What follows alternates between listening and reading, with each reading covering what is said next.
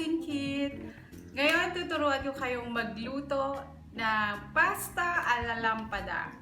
At eto ang ating ingredients. Pasta. Lulutuin natin ito ng 11 minutes. And then, kailangan din natin ng tomato paste or tomato sauce. Pwede na. Ito kasi mamaya dadagdagan ko ng tubig habang nagluluto tayo ng pasta.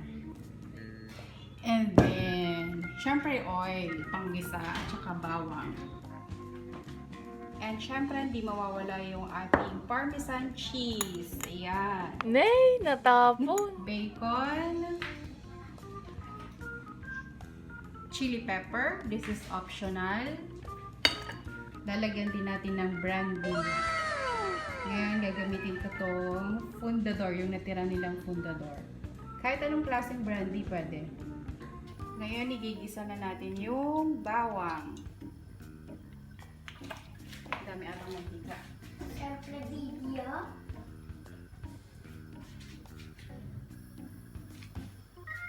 At mainit na ba? Bawang.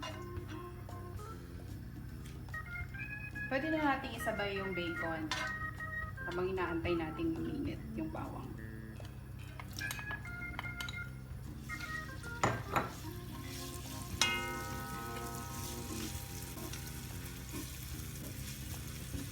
Ayan. Antayin nating mag-brown ng konti.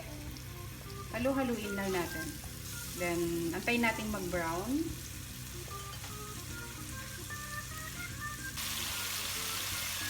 Ngayon, lagay na natin yung brandy.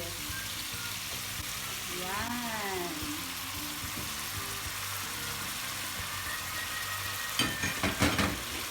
Tapos, sigihan natin.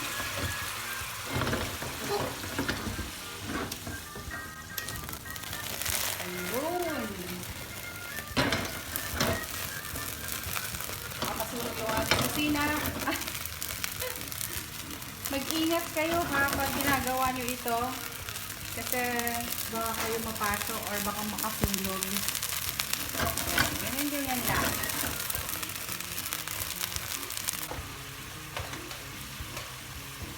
Okay, dapat pasisingawin natin ngayon. Pag sumingaw na siya, pwede na natin ilagay yung ating tomato sauce. Gusto ko madaming tomatoes. Pwedeng konti lang kasi lalagyan din naman ng tubig mamaya ito. Konting tubig para mag-liquefy. Ano bang ano ba yun? Basta mag-liquefy siya, hindi siya malapot. Yan.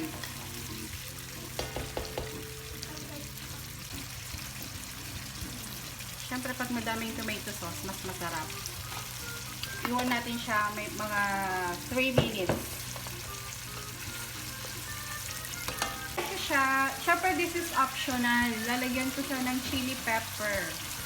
Kasi mahilig kami sa maanghang. Masarap to pag maanghang. Pati mga bata dito kumakain ng maanghang. Kung ayaw nyo ng maanghang, huwag nyo nang lagyan ng chili.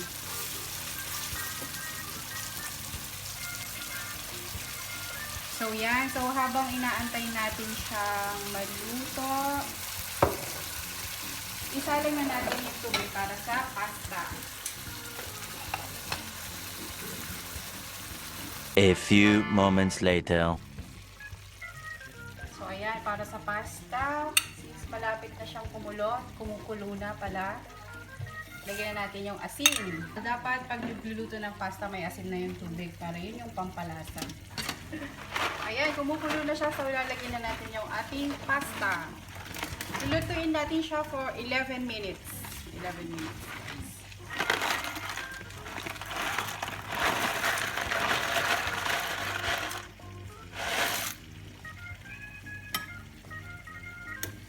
Haluin natin para hindi siya dumikit. Ayan. Then, antayin natin ng 11 minutes. Ngayon, lalagyan natin siya ng tubig. Doon tayo kukuha sa tubig ng pasta.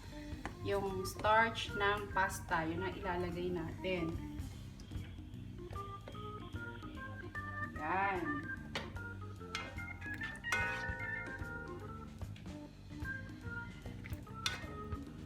Yan lang, halu-haluin.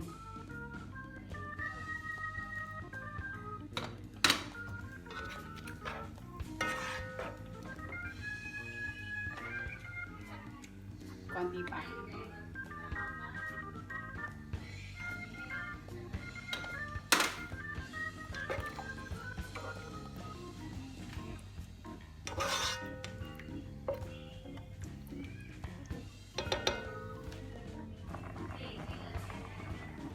Ayan, napansin nyo?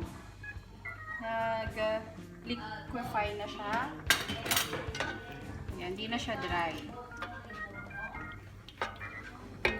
Ring the bell button to keep you updated. Check natin yung pasta. 1 minute more. Pwede na to.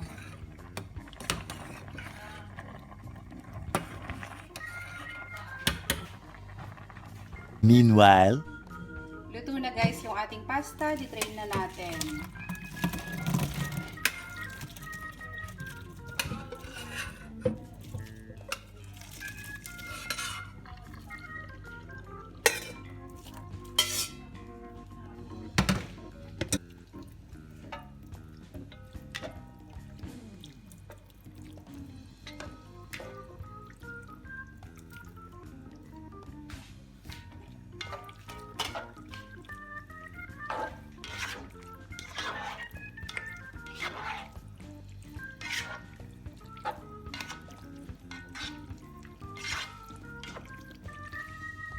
Okay na siya. Lagyan na natin yung ating parmesan cheese.